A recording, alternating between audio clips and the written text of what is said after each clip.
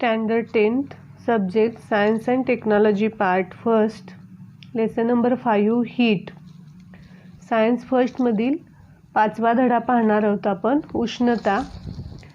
In the previous standard we have learnt about heat and different types of heat transport. We also perform few experiments related to expansion, contraction of solid, liquid and gases. मागच्या इयत्तेमध्ये आपण उष्णता संक्रमणाच्या प्रकारांची माहिती घेतली. उष्णतेमुळे स्थायू पदार्थांचे, द्रव पदार्थांचे, त्याचबरोबर वायूंचे आकुंचन आणि प्रसरण होते याविषयी सुद्धा प्रयोग करून पाहिले. We have learned about difference between heat and temperature. त्याचबरोबर आपण उष्णता आणि तापमान यातील फरक पाहिला. We have also seen how temperature is measured using thermometer. तापमापीने तापमान कसे मोजतात हे पाहिलेले आहे. Concepts like latent heat of phase transformation, anomalous behavior of water, dew point, humidity, specific heat capacity, etc. are related to certain phenomenon experienced by us in our day-to-day life. पदार्थाच्या अवस्थांतरणात आढळणारा अप्रकट उष्मा, पाण्याचे असंगत आचरण, त्याचबरोबर दवबिंदू, तापमान, आर्द्रता, विशिष्ट उष्माधारकता या सर्व संकल्पनांचा आपल्या दैनंदिन जीवनामध्ये वापर होत असतो आणि याविषयी आपण या पाठामध्ये माहिती घ्यायची आहे. आता हा जो एक्सपेरिमेंट आहे लॅटंट हीट हा फक्त प्रॅक्टिकलसाठी तुम्हाला आहे. काय एक्सपेरिमेंट आहे बघा. एका काचेच्या भांड्यामध्ये काय घेतलेलं इथं बर्फाचे तुकडे घ्यायचे आहेत. तापमापीचा फुगा बर्फामध्ये पूर्णपणे बुडेल असा ठेवून बर्फाने तापमापीने काय करायचे, या बर्फाचं जे तापमान आहे हे मोजायचं आहे आणि या बर्फाला परत काय करायचे, उष्णता द्यायची. प्रत्येक 1 मिनिटाच्या अंतराने तापमानाची नोंद घ्यायची आणि उष्णता देणे चालू असताना बर्फ काय होतं ह्यातला हळूहळू वितळेल आणि बर्फ वितळत असताना बर्फ आणि पाणी यांचं मिश्रण जे आहे हे ढवळत राहायचं आहे. पाणी उकळायला लागल्यानंतरही काही काळ उष्णता देणे तसंच चालू ठेवायचं आहे आणि तापमानात होणारा बदल आणि वेळ यांचा संबंध दर्शवणारा काय करायचं आहे, ग्राफ काढायचं आहे. या ठिकाणी draw graph of temperature versus time. तापमानात होणारा बदल आणि वेळ याचा ग्राफ काढायचा आहे. याच्यावरून आपल्याला काय दिसून येतं बघा. We will observe that the temperature of the mixture remains 0 degree Celsius till the ice melts. जोपर्यंत बर्फाच्या सर्व तुकड्यांचे पाणी होत नाही तोपर्यंत मिश्रणाचे तापमान 0 डिग्री सेल्सिअस एवढेच राहते.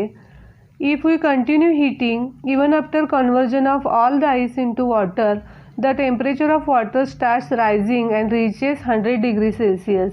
पूर्ण बर्फाचे पाणी झाल्यानंतर सुद्धा उष्णता देणे जर चालू ठेवलं तर पाण्याचे तापमान वाढू लागेल आणि ते 100 डिग्रीपर्यंत पोहोचेल. At this temperature water starts converting into steam. आणि या तापमानाला पाण्याचे रूपांतर मोठ्या प्रमाणावरती स्टीम म्हणजे वाफेत होऊ लागते. The temperature of water remains constant at 100 degree Celsius till all water converts into steam. याच्यामध्ये आता सर्व पाण्याचे वाफेत रूपांतर होत असताना तापमान 100 डिग्रीला काय होते, कॉन्स्टंट राहते. The graph of temperature versus time is shown figure. नंतरच्या फिगरमध्ये आपण बघायचं आहे. यामध्ये आपल्याला हे जे ग्राफ जो आपण काढला इथं तुम्हाला जी ही फिगर दिसते इथं हा आपण टेम्परेचर व्हर्सेस ग्राफचा हा ग्राफ काढला टेम्परेचर व्हर्सेस टाईम. यामध्ये आपल्याला या आलेखामध्ये इथं ए बी जो दिसतो हा ए बी स्थिर तापमानाला बर्फाचे पाण्यात रूपांतर होण्याची प्रक्रिया दाखवतो. म्हणजे इथं टेम्परेचर स्थिर आहे त्यामुळे बर्फाचे काय होतं, इथून इथंपर्यंत पाण्याचे रूपांतर होतं आणि बर्फाला उष्णता दिली असता बर्फ एका विशिष्ट तापमानाला म्हणजे 0 डिग्रीला वितळून त्याचे पाण्यात रूपांतर व्हायला चालू होतं. हा बदल होत असताना बर्फ उष्णतेचे शोषण करतो.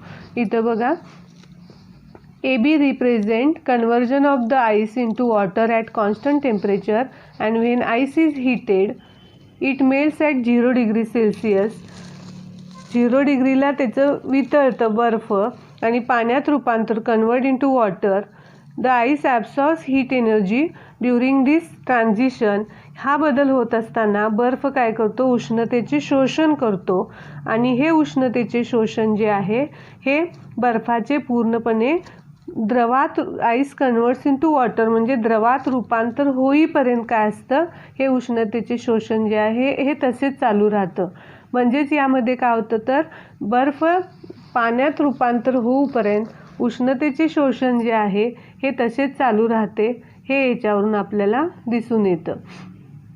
आता याच्यामध्ये इथं जो आपण हा ग्राफ बघतोय, the temperature remains constant during this transition, म्हणजेच हा जो बदल होत असतो, हा बदल होत असताना काय जाणार आहे, इथं टेम्परेचर काय झालेलं आहे, इथं कॉन्स्टंट राहिलेलं आहे, हे आपल्याला ह्याच्यामधून दिसून येत असतं. याच्यामध्ये म्हणजे बर्फ हा उष्णतेचे शोषण होतो आणि temperature remains constant. This constant temperature at which ice converts into water is called melting point of ice.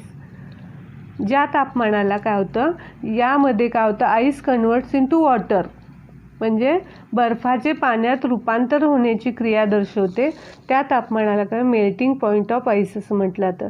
दस during transition of solid phase to liquid phase, म्हणजे स्थायू अवस्थेचे द्रव अवस्थेमध्ये रूपांतर होत असताना the object absorbs heat energy, ही वस्तू काय करते, उष्णता शोषून घेते. But it temperature does not increase, परंतु त्याच्या तापमानात वाढ होत नाही. This heat energy is utilised for weakening the bonds between the atoms or molecules in the solid and transform it into liquid phase. या सर्व शोषलेल्या उष्णतेचा उपयोग कशासाठी होतो तर त्या अणुरेणूमधील बॉन्ड जे असतात हे बंद कमकुवत करून स्थायूचे द्रवात रूपांतर करण्यासाठी होतो. The heat energy absorbed at constant temperature during transformation of solid into liquid is called latent heat of fusion. आणि मग यामध्ये द्रवाचे रूपांतर होत असताना स्थिर तापमानाला जी उष्णता शोषली जाते तिला काय म्हटलं जातं, लॅटंट हीट म्हटलं जातं. ह्यालाच काय म्हटलं जातं, वितळणाचा अप्रकट उष्मा असं म्हटलं त्याच्यामध्ये. बघा, the amount of heat energy absorbed at constant temperature by unit mass of a solid to convert into liquid phase is called specific latent heat of fusion. एकक वस्तुमानाच्या स्थायू पदार्थाचे द्रवामध्ये पूर्णपणे रूपांतर होत असताना, म्हणजे स्थायू रूपाचं कशात रूपांतर होतं, द्रवामध्ये रूपांतर होत असताना त्याच्यामध्ये स्थिर तापमानावर जी उष्णता स्थायूमध्ये शोषली जाते त्या उष्णतेला काय म्हटलं जातं, त्या वितळणाचा उष्णता असं म्हटलं जातं, म्हणजे अप्रगट उष्मा जो आहे हा म्हणतात.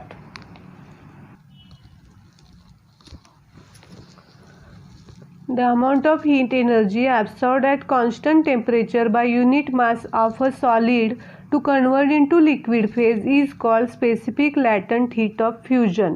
म्हणजे काय तर एकक वस्तुमानाच्या स्थायू पदार्थाचे द्रवामध्ये पूर्णपणे रूपांतर होत असताना स्थिर तापमानावर जी उष्णता स्थायूत शोषली जाते त्या उष्णतेला काय म्हटलं जातं, वितळणाचा विशिष्ट अप्रगट उष्मा असं म्हटलं जातं. Once all the ice is transform into water the temperature of water starts rising. बर्फाचे पाण्यामध्ये पूर्ण रूपांतर झाल्यानंतर पाण्याचे तापमान वाढू लागते. It increases up to 100 degree Celsius, 100 डिग्रीपर्यंत हे वाढते. Line BC in the graph represents rise in temperature of water from 0 to 100.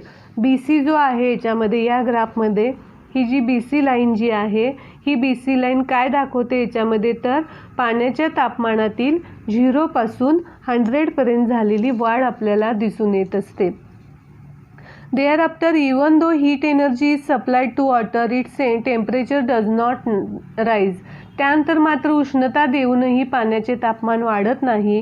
The heat energy is absorbed by water at this temperature and used to break the bonds between molecules of the liquid and convert the liquid into gaseous state. आणि या तापमानाला शोषलेली सर्व उष्णता या द्रवातील रेणूंचे बंध तोडण्यासाठी आणि द्रवाचे वायुरूप स्थितीत रूपांतर करण्यासाठी वापरली जाते. Thus, during transformation from liquid phase to gas phase, heat energy is absorbed by the liquid, but its temperature does not change. याच्यामध्ये काय होतं तर यामध्ये मग काय होतं, द्रवाचे रूपांतर वायूमध्ये होत असताना उष्णता शोषली जाते, पण त्याच्या तापमानामध्ये काय होत नाही, डज नॉट चेंज, वाढ होत नाही. The constant temperature at which liquid transferred into gaseous state is called boiling point of the liquid. आणि यामध्ये मग ज्या स्थिर तापमानाला द्रवाचे रूपांतर कशात होते तर गॅसेस म्हणजे वायू रूपामध्ये होते, त्या तापमानाला द्रवाचा उत्कलनांक असं म्हटलं जातं, बॉइलिंग पॉईंट म्हणतात. The heat energy absorbed at constant temperature during transformation of liquid into gas is called latent heat of vaporization. आता स्थिर तापमानास द्रवाचे रूपांतर वायूमध्ये होत असताना शोषल्या गेलेल्या उष्णतेस बाष्पनाचा अप्रगट उष्मा असं म्हटलं जातं. The amount of heat energy absorbed at constant temperature by unit mass of a liquid to convert into gases phase is called specific latent heat of vaporization. म्हणजे एकक वस्तुमानाच्या द्रव पदार्थाचे वायूमध्ये रूपांतर होत असताना स्थिर तापमानावरती जी उष्णता द्रवात शोषली जाते त्या उष्णतेला त्या बाष्पनाचा विशिष्ट अप्रगट उष्मा असं म्हटलं जातं. Different substances have different melting points and boiling points. The values melting point, boiling point and latent heat depend on atmospheric pressure.